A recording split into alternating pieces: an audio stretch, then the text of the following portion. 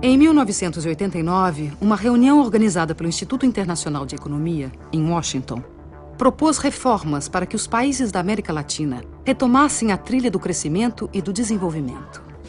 Nasceu aí o Consenso de Washington, uma espécie de bula com prescrições consensuais, austeridade fiscal, elevação de impostos, juros altos para atrair investimentos estrangeiros, privatizações, em nome da boa administração do setor privado e da incapacidade dos Estados. O mesmo sistema ideológico que justifica o processo de globalização, ajudando a considerá-lo o único caminho histórico, acaba também por impor certa visão da crise e a aceitação dos remédios sugeridos. Na verdade, porém, a única crise que os responsáveis desejam afastar é a crise financeira, e não qualquer outra. O Consenso de Washington representou para a América Latina um fruto envenenado. No Equador, país com 25% de índios e 55% de mestiços, o movimento indígena Pachacuti comanda a revolta. A crise se torna aguda com os programas de privatizações e extinção de serviços estatais.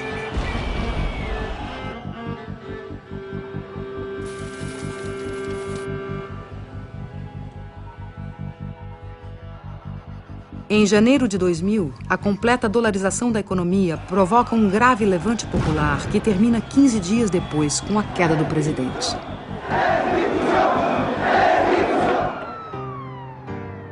Ainda em 2000, na Bolívia, o governo pressionado pelo FMI e pelo Banco Mundial privatizou a água potável na região de Cochabamba. A resposta popular de uma sociedade formada por 70% de índios e mestiços explodiu em gigantescas rebeliões comandadas por movimentos sociais autônomos.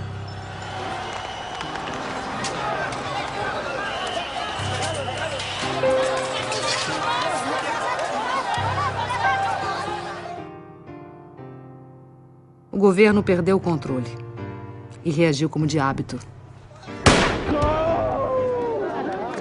A morte de um jovem comoveu o país.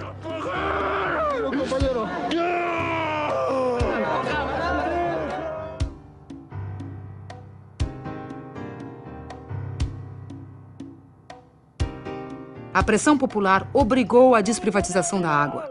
A decisão e a luta de homens, mulheres, niños e ancianos de todo o povo de Cochabamba. Este es un primer paso que se ha dado, muy pequeño pero importante, de la significación que tiene la democracia. Muchos habíamos pensado que la globalización nos había quitado esa capacidad de poder unirnos, de poder organizarnos, esos sentimientos de solidaridad que la gente tuvo antes, en el pasado, cuando nos contaban sus viejas luchas, nuestros papás y nuestros abuelos. Em seguida, de setembro a dezembro de 2000, mais de 70 pessoas morreram na luta pelo controle do gás e petróleo. Exigíamos la nacionalización e industrialización de nuestros hidrocarburos. Pero como actualmente la clase política que está en el gobierno no nos hicieron caso.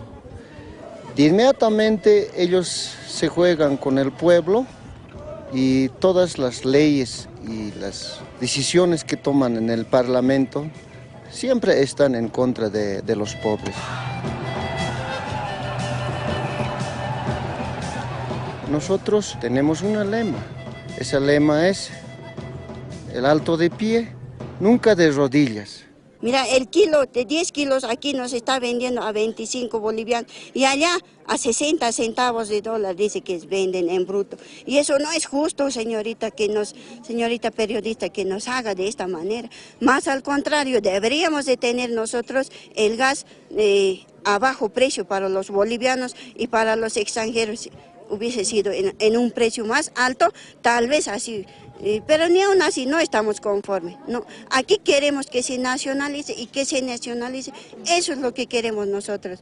A economia da Argentina foi destruída pela política da ditadura militar e destroçada pelos experimentos do neoliberalismo. Antes la competencia era insuficiente. Teníamos productos buenos, pero muchas veces el consumidor debía conformarse con lo que había sin poder comparar. Ahora tiene para elegir, además de los productos nacionales, los importados. As privatizações e a abertura da economia levaram a uma quebradeira total no país. Fábricas fecharam. Empreendimentos foram abandonados. Trabalhadores converteram-se em cartoneiros catadores de papel.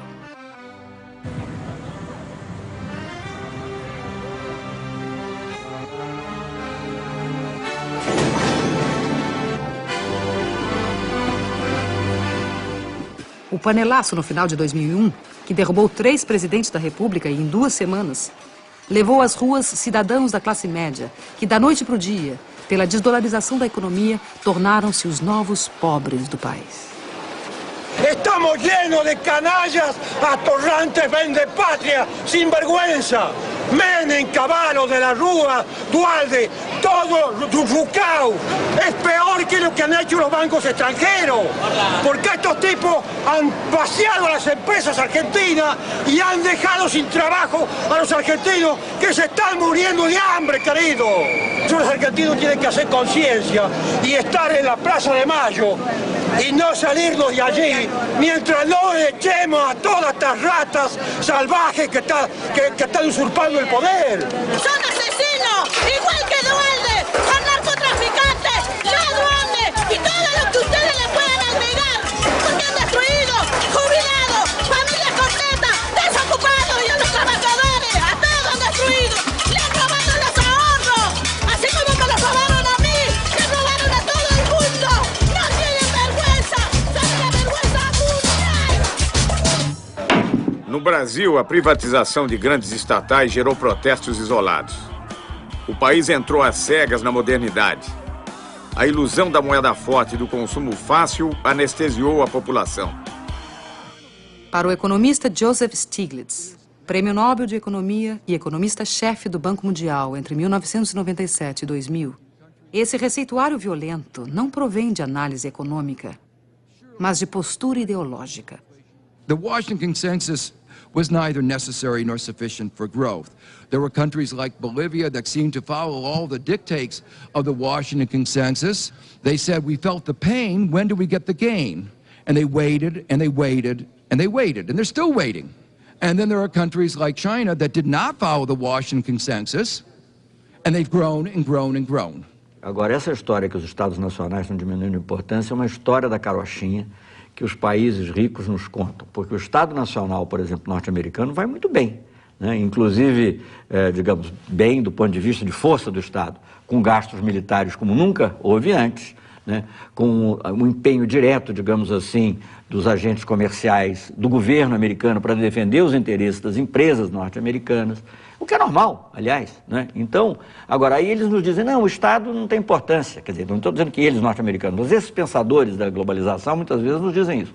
Isso é que, digamos, crê quem quer ser enganado.